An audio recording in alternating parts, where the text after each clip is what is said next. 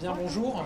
Avec Stéphanie Rist et David Amiel, nous venons nous entretenir avec le Premier ministre dans le cadre des consultations qu'il mène en vue du vote qui se tiendra le 8 septembre prochain. Et nous avons eu l'occasion de lui redire ce que nous disons depuis maintenant plusieurs jours, depuis l'annonce de ce vote. Pour nous, la date majeure pour notre pays, c'est le 31 décembre, date à laquelle nous voulons que la France dispose d'un budget pour l'année 2026. On veut que la France ait un budget pour l'année prochaine, pas pour nous, pas pour les politiques, les députés, mais pour les Français eux-mêmes, pour nos entreprises, qui évidemment ont besoin d'avoir de la visibilité et de savoir dans quel cadre juridique, fiscal, elles se trouveront l'année prochaine. Pour les Français, évidemment, qui ont envie de savoir dans quel service public on va continuer à investir, où est-ce qu'on va faire des économies, et puis pour la crédibilité de notre pays, qui évidemment doit pouvoir être doté d'un budget d'ici à la fin de l'année. Et donc la question qui est posée le 8 septembre, c'est est-ce qu'on considère que faire chuter le gouvernement facilite l'adoption d'un budget d'ici à la fin de l'année? Pour nous, la réponse est non. Et pour ces raisons-là, évidemment, nous ne voterons pas pour faire chuter le gouvernement, ce qui ne veut pas dire que nous sommes d'accord en tout point avec le budget qui a été présenté. D'ailleurs, on a été clair dès le mois de juillet sur le fait que nous partageons l'ambition de réduction des déficits, c'est-à-dire le volume d'économie qui est annoncé, mais que sur certaines mesures, nous avons un désaccord. Je pense par exemple à la question des jours fériés sans rémunération supplémentaire. On a été clair dès le mois de juillet sur le fait qu'on considère que tout travail mérite salaire et que si on demande à des Français de travailler plus, il faut qu'ils gagnent plus. Et on a été clair sur le fait qu'on voulait faire des propositions alternatives pour trouver des économies ailleurs que sur les jours fériés des Français qui travaillent. Mais pour pouvoir trouver ces alternatives, pour pouvoir engager la discussion, il faut quand même qu'il y ait un gouvernement, une proposition de budget. Et c'est la raison pour laquelle notre position ne change pas sur le vote du 8. Et nous, ce que nous souhaitons, c'est évidemment pouvoir travailler avec les autres forces politiques de l'Assemblée nationale. On a une Assemblée qui est inédite dans l'histoire de notre pays parce qu'elle est totalement éclatée et qu'il n'y a pas de majorité absolue, voire même de majorité relative. Donc elle est inédite dans l'histoire de notre pays, mais elle est loin d'être inédite dans l'Union européenne, puisque chez la quasi-totalité de nos voisins, ils ont un Parlement qui ressemble assez au Parlement que nous avons, c'est-à-dire différents partis politiques qui se sont parfois opposés, souvent opposés aux élections, et aucun n'a la majorité, et pourtant, ils arrivent en travaillant à forger du compromis. Et donc, j'ai lancé un appel la semaine dernière à l'occasion d'un débat qui avait eu lieu avec l'ensemble la quasi-totalité des formations politiques représentées à l'Assemblée, avec les chefs de parti. J'avais lancé un appel à ce qu'on puisse se revoir indépendamment des invitations qui nous étaient faites par d'autres. Donc je réitère cet appel. Je pense que, quelle que soit d'ailleurs l'issue du 8 septembre, on doit impérativement se mettre autour de la table avec les forces politiques qui sont prêtes à travailler à un compromis qui serait nécessairement pas satisfaisant pour tout le monde, mais qui permettrait au moins de doter la France d'un budget et de donner de la visibilité à nos acteurs économiques et aux Français pour l'année qui vient. Parmi ces propositions faites par vos concurrents, notamment les réformes, il y a une réforme de l'assurance chômage avec un changement au niveau des ruptures conventionnelles. Est-ce que vous êtes favorable aujourd'hui? Pour rentrer dans les discussions mesure par mesure, typiquement, c'est le débat et la discussion qu'on doit avoir avec les différentes forces politiques. Maintenant, si vous me demandez si je suis favorable à une réforme de l'assurance chômage, je vous rappellerai que j'ai proposé une réforme de l'assurance chômage quand j'étais Premier ministre, une réforme à laquelle on avait travaillé avec Catherine Vautrin. Elle a été interrompue par la dissolution.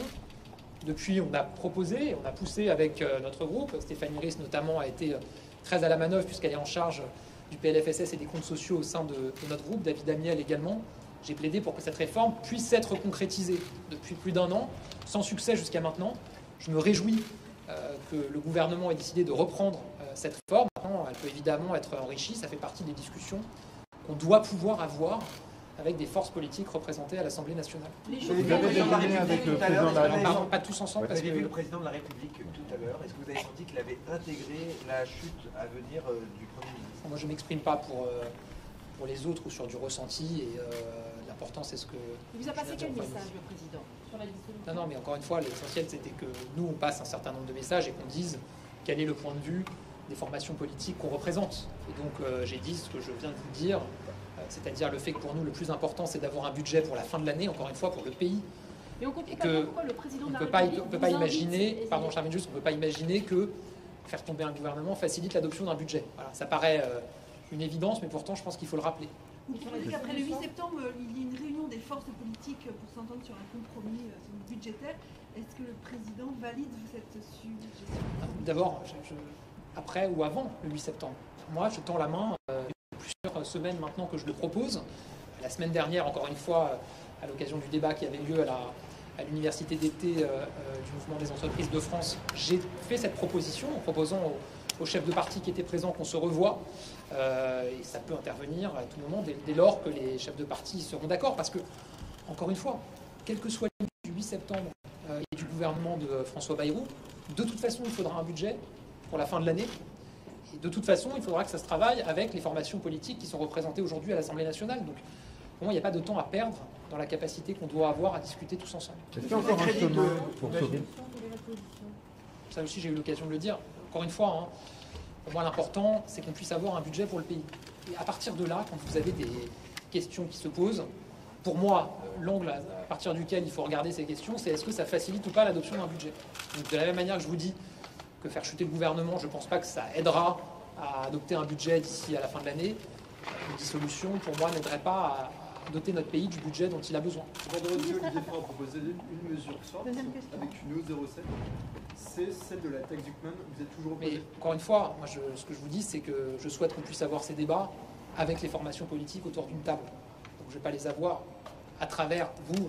Je respecte beaucoup, évidemment, la presse, mais je pense que c'est important qu'on puisse se mettre autour d'une table précisément pour avoir ces débats. Sinon, on ne progresse pas. Peut-être une dernière question. Yes, vous avez parlé de manière très pragmatique du budget avant 31 décembre. Vous avez parlé aussi des autres parlements européens en comparaison, la majorité qui n'est pas absolue. Mais visiblement, le compromis ne fonctionne pas ici en France apparemment. Vous étiez Prime Minister vous-même. Est-ce que vous vous dites on est dans une impasse démocratique?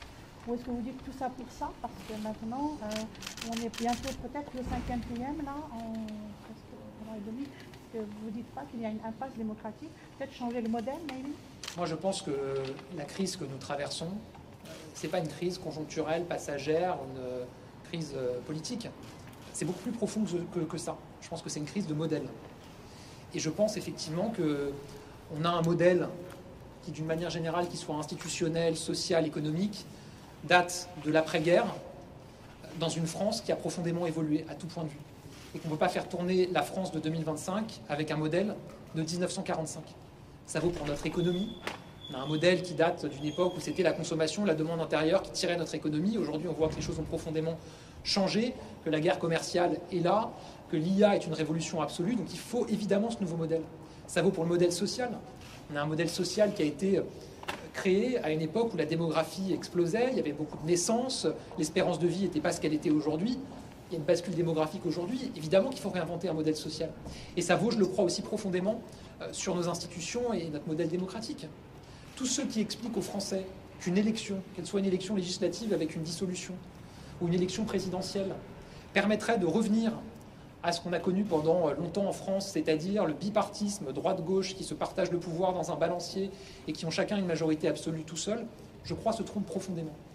Parce que la réalité aujourd'hui, c'est qu'il y a au moins 3 grandes sensibilités dans le pays et que je pense que quelle que soit l'élection qui se déroulerait, probablement qu'on se retrouverait avec un Parlement morcelé de la même manière.